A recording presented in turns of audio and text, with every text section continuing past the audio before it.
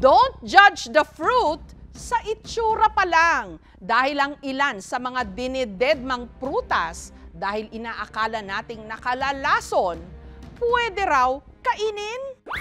Matatakam ka pa rin ba kapag nalaman mo na ang tawag ng mga Bisaya sa prutas na ito, utot-utot? Tunog babaho.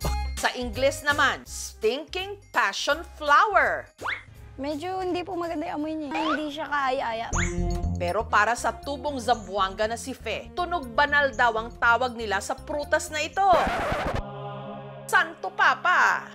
Itong bilog na ito, yung nakabalot, ito yung kagaya na po yung Santo Papa na nakataklob sa ulo. Singlaki ng kalamansi, dilaw at kahel kung hinog at makinis ang balat na para bang napapalibutan ng malabalahibong pugad. Para siyang armor to protect the fruits. At laking gulat ni Fe na sa nirentahan niyang farm sa Cavite, iilan lang ang nangangahas na kainin ito.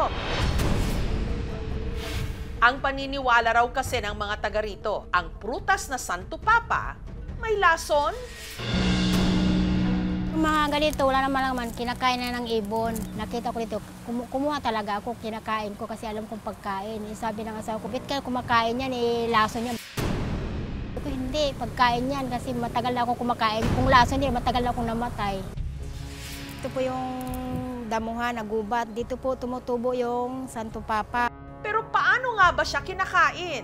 Fe? Pagkapitan, bubuksan lang siya, kakainin. Ang lasa niya ay maasim na matamis. Parang lansones, Diyos po. Pero teka, may lason ba talaga ang prutas na Santo Papa o wala? Ayon sa eksperto, ang Santo Papa meron nga raw nakalalasong kemikal kapag ito'y hilaw o green pa. Yung Santo Papa, kabilang sa pamilya na passion fruit, siya ay hilaw, nagpaproduce siya ng cyanide, so para hindi siya kainin ng mga hayop or ng mga tao. Pero once na hinog na siya, kapag dilaw na siya at malambot na yung loob niya, kinakain siya, edible siya.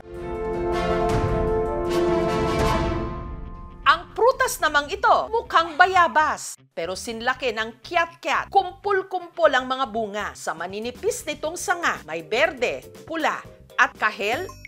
Ang tawag naman ng mga Bulakenyo rito, tibig.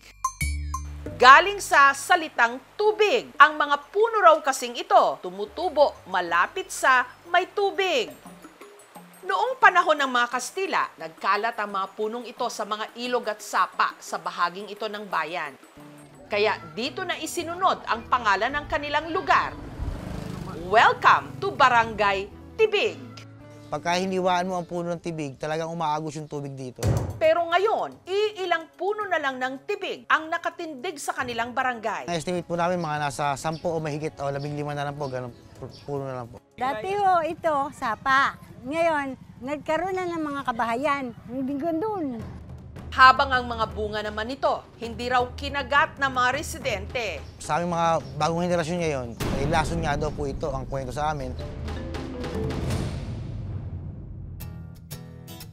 Pero dito sa 2 ektaryang farm na ito sa Tayabas, Quezon, ang mga bunga ng tibig, paboritong lantakan ni na Ben at ng kanyang mga tauhan. Yan, yun, yung tibig na yun. Matigas pa. So, pero malapit na to. Yung hilaw, mas bright, tsaka mas dark. Ito yung sample na hinog na tibig na pinitas natin kanina. Kapansin niyo, yan o, makakatas siya.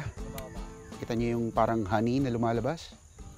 Yan, yung tutubig. Pwede mong kainin yung balat, pwede rin hindi. Ako kainin ko yung balat. Tamis. Yung loob kasi siya, mas malambot eh. May ibang texture yung labas niya. May konting crunch. Matamis po, parang bayabas, yung buto. Yung green, matamis lang siya na parang may konting flavor. Yung red, parang alak. Hindi raw nila pinapansin noon ang mga puno ng tibig. Sabi nila, "Sir, tanggalin mo na yan kasi walang silbi ang puno na yan. Pag tinanggal mo yan, mas marami kang area na pwedeng tamnan." Mabuti na lang daw, nag-research siya. Hindi lang sa wood, marami pang ibang value ang puno. Aside from helping in conserving water, it contributes to biodiversity. Pag kinain niya ng paniki, kumakalat na yung seeds niya. Dumami na sila. Ang mga naaning tibig sa farm ni Ben, ibinibenta niya online. Noong nakakita na ibang tao, lalo na yung mga nasa culinary industry, they got curious. Merong gustong sumubok. Ito parang garnish ng isang dish nila. Once na nahinog na yung fig, yung mismong bunga, nagiging mas edible na siya. Pero we have to be careful. May babaeng fig at may lalaking fig. Ang pwede lang kainin ay yung babaeng fig. Pag hinog na siya, malambot. Kapag juicy yung loob, tapos buo yung development ng mga seeds, matamis yon. Kapag male siya, dry, matabang siya. Kapag nalalasing naman ang mga tiga Balete Aklan, ang kanila raw pangtanggal hangover, isang maliit pero napakalutong na prutas. Prutas, pantagal amats? Tama! Para itong pipino, pero singliit lang ng aratiles. Ang tawag nila rito, pipinong gubat. Sa tuwing napaparami ng tagay si Leandro, pipinong gubat daw ang kanyang pinapapak. After yung kumain, medyo maya-maya, nawala yung sakit ng ulo ko. Kaya naisipan na rin niya itong pulutanin para hindi raw siya mabilis malasing. Pumipitas po ako, nilagay ko sa platito, lagyan ng suka, lagyan ng sibuyas, tapos kinakain ko. Ang nakadiskubre ng life hack na ito, si May. Accidentally lang po yun na napakain ko sa kapatid ko. Once yung nag-hangover siya, naghanap siya ng tubig sa akin, baka daw may malamig na tubig. Sabi ko, ito try mo, baka mawala hangover mo. Simula nun, hinahanap yun na pag nagkakaroon siya ng hangover.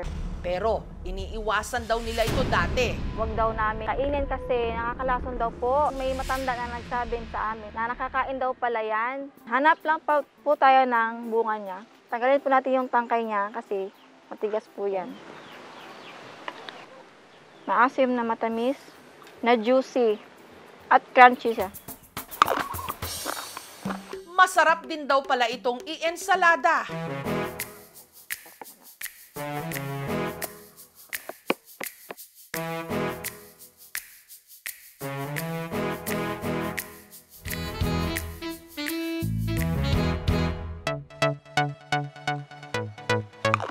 Lalo siyang sumarap.